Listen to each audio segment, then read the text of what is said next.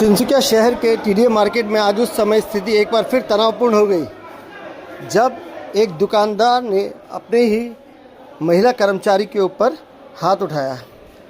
इस शिकायत के बाद स्थानीय दल संगठन उक्त महिला कर्मचारी के साथ टीडीए मार्केट में पहुंच गए।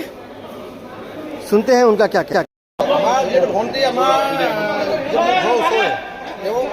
আমাৰ মানে কথাটো ভুল কি দি ৰাখিছে তেওঁলোকে যে যদি এই কথাটো মাৰপিটৰ কথা যদি কেনেবাকৈ ক'ৰবাত ওলায় তেনেহ'লে কিন্তু তাক মানে কিবা এটা বেয়া ইংগিত এটা দিছে মানে যে এনেকুৱা যদি কয় তেনেহ'লে মানে কথা বেয়া হ'ব। তো সেইবিলাক কথা তেওঁ ভণ্টি আমাৰ ভয় খাইছে।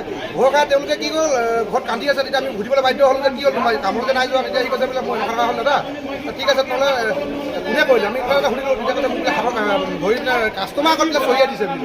তো সেইটো কথাটো কেতিয়াও গ্ৰহণযোগ্য নহয়। আৰু নাৰীৰ ক্ষেত্ৰত চাব গ'লে মানে সকলোৱে জানে যে নাৰী মানে কোনো আমাৰ মতা মানুহে হওক যে কোনোবাই ঘপকৈ হাত লগাই দিব নোৱাৰে। সেই ক্ষেত্ৰত আমি সকলো জাতি জনগোষ্ঠী দখল এটা কথাই কৈছোঁ, যিজন মানুহে এই কাণ্ডটো কৰিলে তেওঁ আহি পিনে আমাৰ ওচৰত আহক আৰু তাক কি কৰিব লাগে আমাৰ গোটেই দল সংগঠনে এটা ব্যৱস্থা লৈ তেওঁক জেললৈ প্ৰেৰণ কৰিবলৈ আমি এটা দাবী উঠাইছোঁ। আমি 5 মিনিটৰ ভিতৰত আমাক ইয়াক বিচাৰিছোঁ, আমাক লাগিবই। এইটো 100% লাগিব। কি মুছলমান হওক বা বাংলাদেশী হওক, কি অসমীয়াক কি ইমান তাবলা ভাবিছে নেকি? আজি বজাইছে নচুৱাইছে, কাইলৈ আকৌ বজাব, সিহঁতি চৰি ক'ব আমি এৰি দিম। এইটো কেতিয়াও হ'ব নোৱাৰে। আমি তাৰ প্ৰত্যুত্তৰ দিম মানে 100% দিম। যিগৰাকী ছোৱালী মানে মালিকে যিহেতু মানে শাৰীৰিক মানসিক যি টৰ্চাৰ চলাইছে যে কাষ্টমাৰ আগত তেওঁ মাৰিছে, সেই দোকানখনেদি অলৰেডি মিডিয়া মাৰ্কেটৰ ওপৰত উঠাইছে।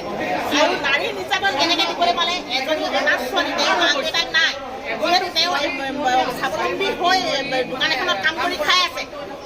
তেওঁ মালিক হৈ কেনেকৈ বেয়া ব্যৱহাৰ কৰিব পাৰিলে, মাৰপিট কৰিব পাৰিলে, মাৰিব কেনেকৈ পাৰিলে? ক'ত পালে অধিকাৰ মাৰিবলৈ নাৰীগৰাকী?